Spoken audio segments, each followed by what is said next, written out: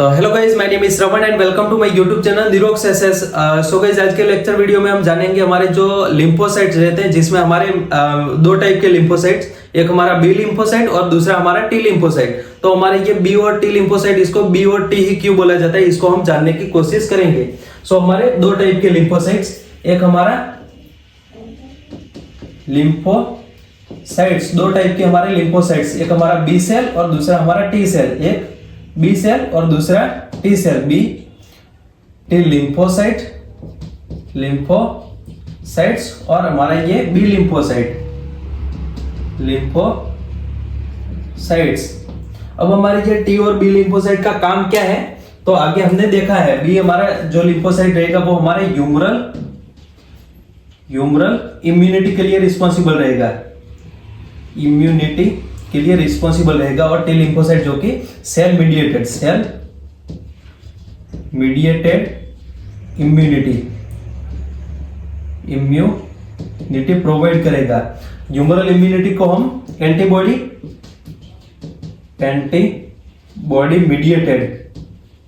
Mediated immunity भी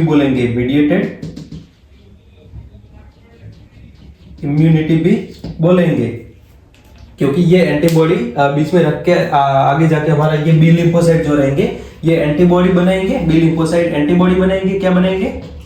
antibody बनाएंगे। और एंटीबॉडी बना के हमारे जो भी इन्वेडर रहेंगे उसके एंटीजन के साथ जुड़ के उसको डिस्ट्रॉय करने का काम करेंगे।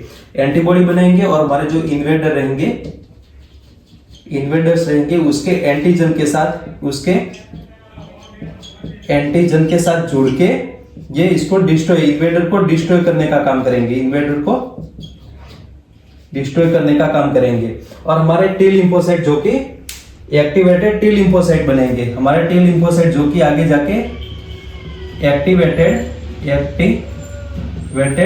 टी लिम्फोसाइट बनेंगे, टी लिम्फोसाइट्स बनाएंगे। और ये टी लिम्फोसाइट बना के डायरेक्टली जो इन्वेडर रहेंगे उसके ऊपर अटैक करेंगे। ये डायरेक्टली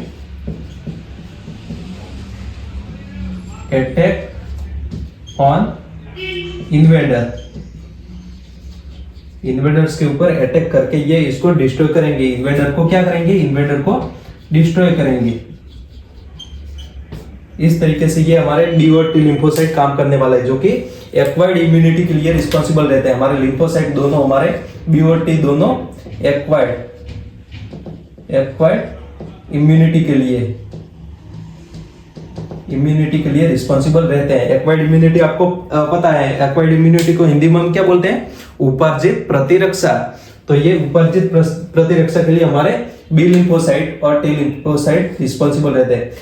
अब हमारे ये बी और टी लिम्फोसाइट को बी और टी ही क्यों बोला जाता है, इसको हम समझते हैं। फर्स्टली यहाँ पर हमारे जो लिम्फोसाइट्स रहेंगे वो हमारे एक सेल रहेंगे, स्टेम सेल, जिसको हम बोलेंगे pluripotent haematopoietic stem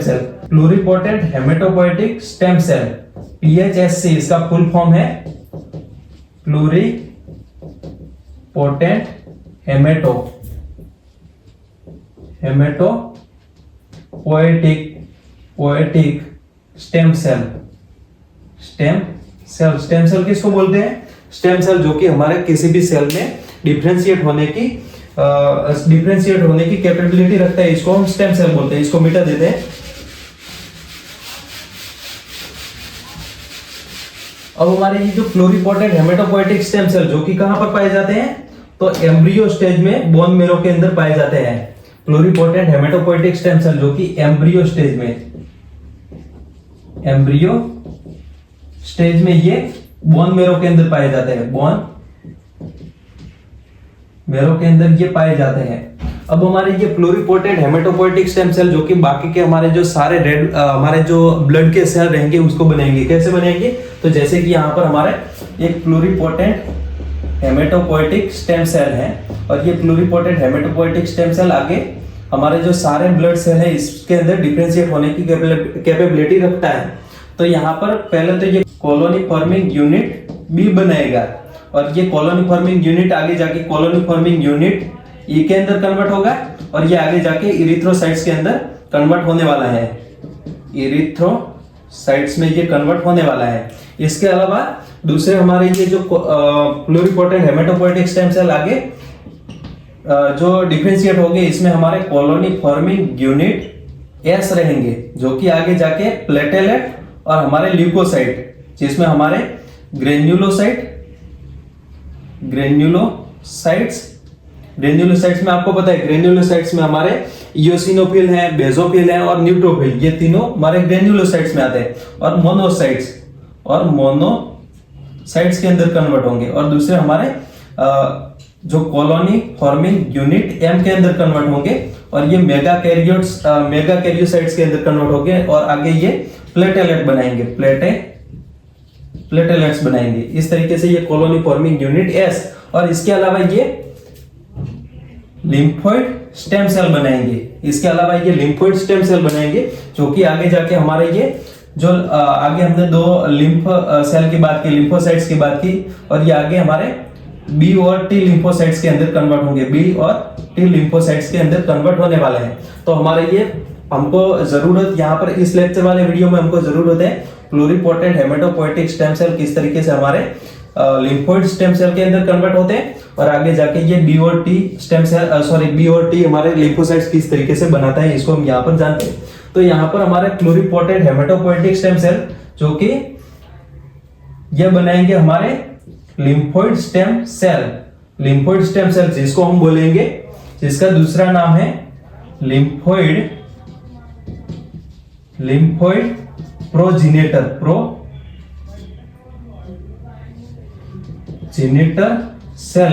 progenitor cell. ये आपको याद रखना है, लिम्फोइड स्टेम सेल को हम लिम्फोइड प्रोजेनिटर सेल भी बोलेंगे। और ये हमारे जो प्लूरिपोटेंट हेमेटोपोएटिक स्टेम सेल, जो कि एम्ब्रियो स्टेज में है, ये बहुत सारे हमारे लिम्फोइड स्टेम सेल यानी कि लिम्फोइड प्रोजेनिटर सेल बना लेगा।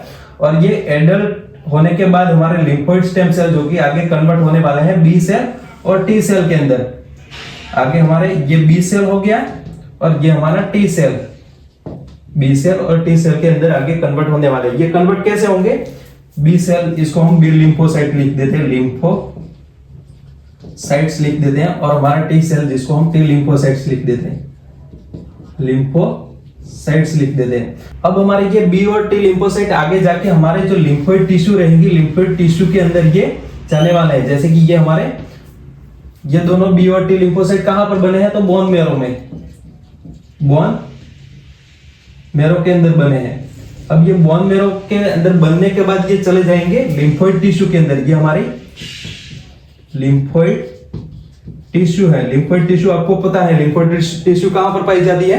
तो हमारी जो लिम्फ नोड रहती है, इसके अलावा हमारे कुछ अदर लिम्फ टिश्यू रखने वाले हमारे ऑर्गेनल्स, जैसे कि लीवर है, स्प्लीन है, तो ये सारे टिश्यू के अंदर हमारे लिम्फोइड टिश्यू पाई जाती है। ये सारे ऑर्गन के अंदर हमारे लिम्फोइड टिश्यू पाई जाती है।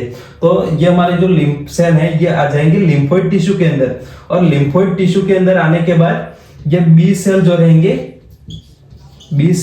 ये, और हमारे दूसरे टी सेल, ये दोनों अलग अलग तरीके से काम करने वाले हैं। बी सेल कैसे? तो बी सेल आगे हमने बात किया है, बी सेल जो कि इसको लिम्फोसाइट बोलेंगे, बी लिम्फोसाइट जो कि एंटीबॉडी बना के जो भी इन्वेडर रहेंगे उसके ऊपर अटैक करने वाले, एंटीबॉडी अटैक करने वाले। और टी सेल जो कि एक्टिवेटेड लिम्फोसाइट बनाएंगे, एक्टिवेटेड टी लिम्फोसाइट्स बनाएंगे, और ये आगे जाके डायरेक्टली अटैक करने वाला है, अटैक ऑन इन्वेडर यानी कि जो आक्रमणखोरी रहते हैं, या जैसे कि बैक्टीरिया हो सकता है, वायरस हो सकता है, टॉक्सिन हो सकता है, तो इसके रिस्पॉन्ड में ये एक्टिवेट होंगे और उसको डिस्ट्रॉय करने का काम करेंगे। अब ये जैसे कि बी सेल और हमारे टी लिम्फोसाइट, बी लिम्फोसाइट और टी लिम्फोसाइट, पहले ये डिफरेंशिएट नहीं होते, पहले ये दोनों दिखने में समान लगते हैं, बट इसके काम की वजह से इसको हम डिफरेंशिएट करते हैं। अब ये जब टी लिम्फोसाइट लिम्फोइड टिश्यू में जाएंगे तो इसके पहले ये प्री प्रोसेस होंगे। टी लिम्फोसाइट जब ये लिम्फोइड टिश्यू में जाएंगे, इसके पहले ये प्री प्रोसेस होंगे, और इसका काम करने के लिए ये मॉडिफाइड हुए होंगे। जैसे कि यहाँ पर टी लिम्फोसाइट है, तो ये आगे जब बोन मैरो में से निकल के ये हमारे लिम्फोइड टिश्यू के अंदर जाने लगेंगे, तो यहाँ पर बीच में एक हमारा ऑर्गन रहेगा, ग्लैंड रहेगा, जिसको हम बोलेंगे थाइमस। क्या बोलेंगे? थाइमस बोलेंगे। हमारा एक ग्लैंड रहेगा, आपको पता है थाइमस हमारा एक ग्लैंड है जो कि हमारा ये टी सेल है। टी सेल इसके अंदर आके टी सेल आएंगे या टी लिम्फोसाइट्स रहेंगे। टी इसको हम पहले लिम्फोसाइट्स बोलेंगे, लिम्फोसाइट्स आएंगे और ये टी लिम्फोसाइट इसमें से आके प्री प्रोसेस होंगे। हमारे जो लिम्फोसाइट रहेंगे ये प्री प्रोसेस होके इसके अंदर कुछ चेंजेस होंगे। प्री प्रोसेस यानी कि पूर्व संस्कृत होंगे। इसका हिंदी वर्ड क्या है? पूर्व संस्कृत। तो ये इसके अंदर कुछ चेंजेस होंगे और टी लिम्फोसाइट इसको प्री प्रोसेस करके लिम्फोसाइट्स को बना लेगा टी लिम्फोसाइट। हमारे ये लिम्फोसाइट जो कि थाइमस के अंदर प्री प्रोसेस होते हैं, इसको हम बोलेंगे टी लिम्फोसाइट्स। अब ये टी लिम्फोसाइट बन के इसके बाद ही ये लिम्फोइड टिश्यू के अंदर जाएंगे। इसके पहले लिम्फोइड टिश्यू में आने से पहले ये थाइमस ग्लैंड के अंदर जाएंगे और थाइमस ग्लैंड के अंदर इसके अंदर कुछ चेंजेस होंगे, इसके कन्फर्मेशन कुछ चेंजेस होंगे और प्री प्रोसेस होके ये टी लिम्फोसाइट बनेंगे और टी लिम्फोसाइट बनके हमारे लिम्फोइड टिश्यू के अंदर जाने वाले हैं। तो इस वजह से यहाँ पर थाइमस ग्लैंड को डेजिग्नेट करने के लिए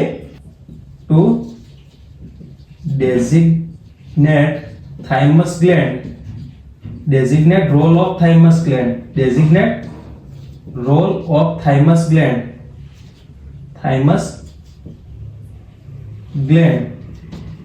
cell lymphocyte known as a lymphocytes known as T lymphocytes।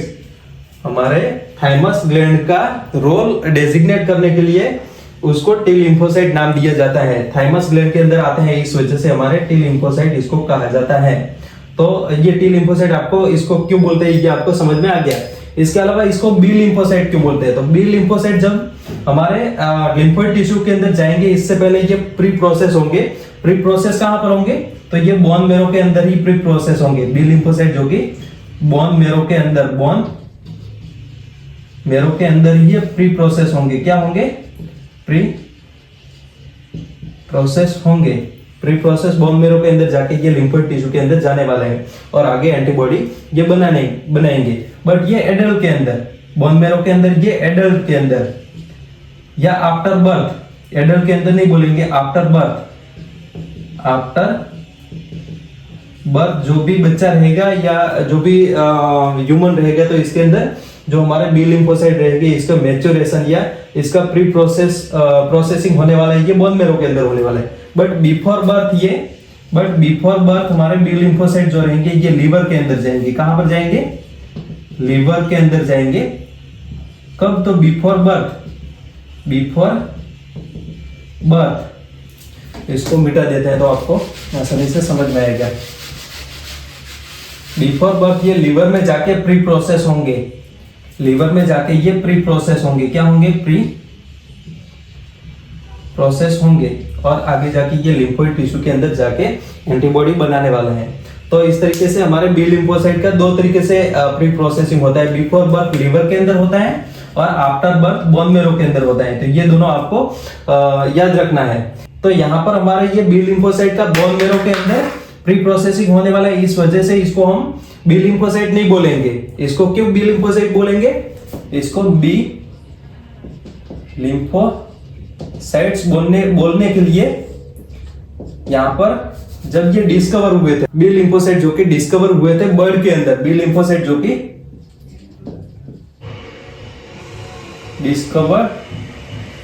Discover in bird के अंदर ये डिस्कवर हुए थे। और बर्ड के अंदर हमारे बी लिम्फोसाइट जो कि बोन मेरो के अंदर बने हैं, ये बर्ड के अंदर एक ऑर्गन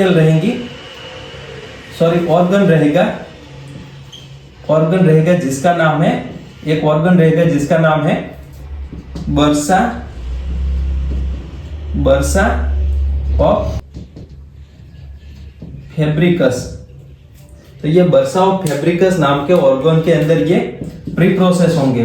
बर्सा ऑफ फेब्रिकस नाम के ऑर्गन के अंदर ये प्री प्रोसेस होते हैं। तो इस वजह से ये बर्सा ऑफ फेब्रिकस को डेजिग्नेट करने के लिए, to designate designate role of bursa of Fabricius these lymphocytes known as a B lymphocytes, ये इस वजह से बी लिम्फोसाइट्स बोले जाते हैं। बी लिम्फोसाइट्स क्यों बोले? तो यहाँ पर बर्ड के अंदर ये फर्स्टली डिस्कवर हुए थे। तो बर्ड में भी स्पेशल जो ऑर्गन रहता है बर्सा ऑफ फेब्रिकस, जो कि हमारे ये लिम्फोसाइट रहेंगे, इसको प्री प्रोसेस करेगा। क्या करेगा? प्री प्रोसेस, उसको पूर्व संस्कृत करेगा। तो इस वजह से बर्सा ऑफ फेब्रिकस को याद रखने के लिए या उसको डेजिग्नेट करने के लिए इसको बी लिम्फोसाइट बोला जाता है। तो ये बी लिम्फोसाइट आपको समझ में आ गया होगा। ये बी लिम्फोसाइट इस वजह से यहाँ पर थाइमस का रोल डेजिग्नेट करने के लिए, यहाँ पर बर्ड के अंदर जो ऑर्गन है बर्सा ऑफ फेब्रिकस, इसका रोल डेजिग्नेट करने के लिए बी और टी सेल इसको बोला जाता है। सो ये सारी चीजें बी और टी सेल क्यों बोला जाता है ये आपको समझ में आ गया होगा।